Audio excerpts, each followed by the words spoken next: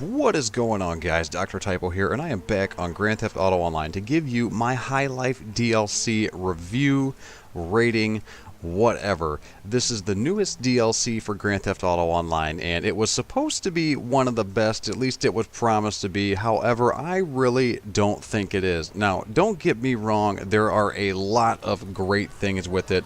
You can finally own, a crap load of cars instead of just the feeble 10 that it was before. Now it's 20, and that is great for me because I have lots of cars that you won't really ever see me even attempt to race. For example, my Roosevelt, you'll never even see me driving that thing simply because it is so slow, but I do love it just because it is a vehicle that no one can get anymore, so it is very rare, and I just love having it. That's why, I was so torn on getting rid of it, and I'm very glad that I didn't. But because of the High Life DLC, I now have room for all the cars, like my Roosevelt and my Heists, so I can, I can have my racing cars, the cars that I'm actually going to drive around and free roam with, do missions and race with, and I can have the cars that I'm going to be like, hey guys, look at the cars that I have in my garage.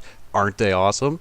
And obviously, the more clothes and social actions and weapons and stuff like that we get, the better. However, it would be nice for some of the DLC that we get to at least be better than some of the original content that shipped with the game, or I guess at least that they activated a month after the game released when they finally decided to go ahead and turn Grand Theft Auto Online. It is just disappointing that the Adder is still the fastest vehicle and the advanced rifle, or whatever it's called, the most expensive rifle that you could buy when the game first came out, that one is still the most powerful weapon available. It's just disappointing, we have all these new guns, we have all these new vehicles, but it doesn't matter how much money I spend on them because none of them is still better than the Adder, which is something that shipped with the game. And it's not like, that this is DLC that people have to pay for. It wouldn't be pay to win stuff like that. It would be like, oh hey, look, a new car came out and this car is faster than one of the old cars in the game.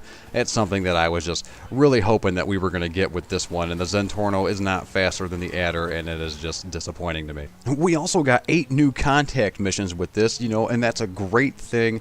But it's also a bad thing because, as you can see right here, doing Rooftop Rumble, because Rooftop Rumble is still, the fastest, highest paying mission, even though that they added a couple more steps in with the patch. As long as you're quick and you can get to the guy with the briefcase before he gets too far, this mission is still the best one to do.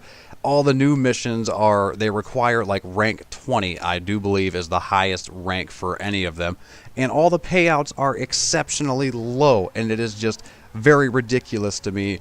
Rooftop Rumble, another thing that had shipped with the game, is still the highest paying mission. Hopefully Heists change that, but you never know. Rooftop Rumble might still, be the reigning champ when it comes to how much missions get played. And then the mental state stat, I'm pretty sure that seemed a very good idea on paper, and when I had heard about it, I had thought of it to be a great thing too. However, it appears, it does have its issues, and it's a little broken right now. And so just because of that, you can almost expect there to be a possible patch before Heists even come out, and that's pretty much a guarantee that there's going to be a patch before Heists come out, because right now there are plenty of glitches where you can bring cars in from the single player, and essentially it's free, and free money, free cars for everyone.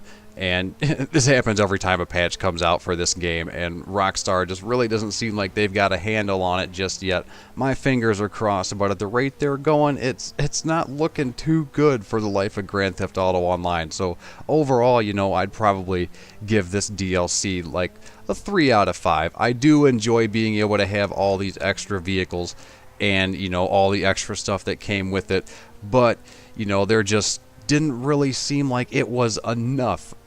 Despite the fact, that I love it, at the same time, I hate it. Hope you guys enjoyed this video. If you did, go ahead and hit that like and subscribe button. Take 2 and call me in the morning.